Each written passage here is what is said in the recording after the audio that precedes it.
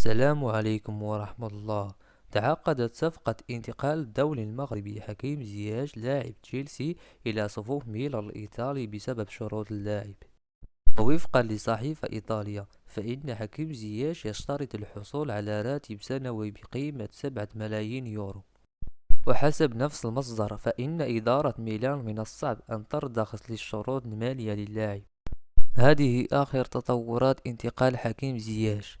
وفي نفس الوقت، قد كشف الاتحاد الدولي لكرة القدم الفيفا عن قائمة 7 حراس مرشحين للفوز بجائزة أفضل حارس مرمى في العالم في حفل الفيفا لأفضل لاعبين في العالم لسنة 2022. وتواجد الدولي المغربي ياسين بونو ضمن قائمة 7 حراس، حيث لم يتلقى شباكه سوى 5 أهداف في 6 مباريات، ليكون بذلك الحارس الأقل تلقي للأهداف بين الحراس الذين بلغوا نصف النهائي في المونديال.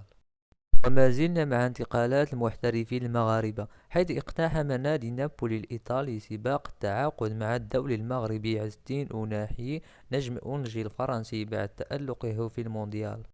وكشفت تقارير إعلامية أن نابولي أبدى بدوره اهتمامه بالتعاقد مع أوناحي بعدما أبرز بشكل لافت في المونديال. بايرن ميونخ يخطط لتغيير مركز نصير مزراوي. جرى حديث خلال الفترة الماضية عن إمكانية تعاقد بايرن ميونخ مع لاعب جديد ليكون خيارا إضافيا في مركز الظهير الأيسر بعد إصابة الفرنسي هيرنانديز في الرباط الصليبي.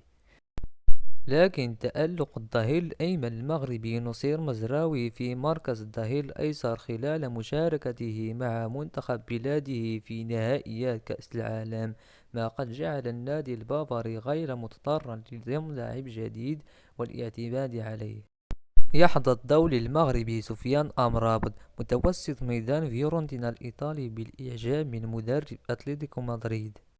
وكشفت تقارير إعلامية أن مدرب أتلتيكو مدريد أوصى إدارة ناديه بالتعاقد مع سفيان أمرابط في الميركاتو الشتوي القادم بعد تألقه في المونديال.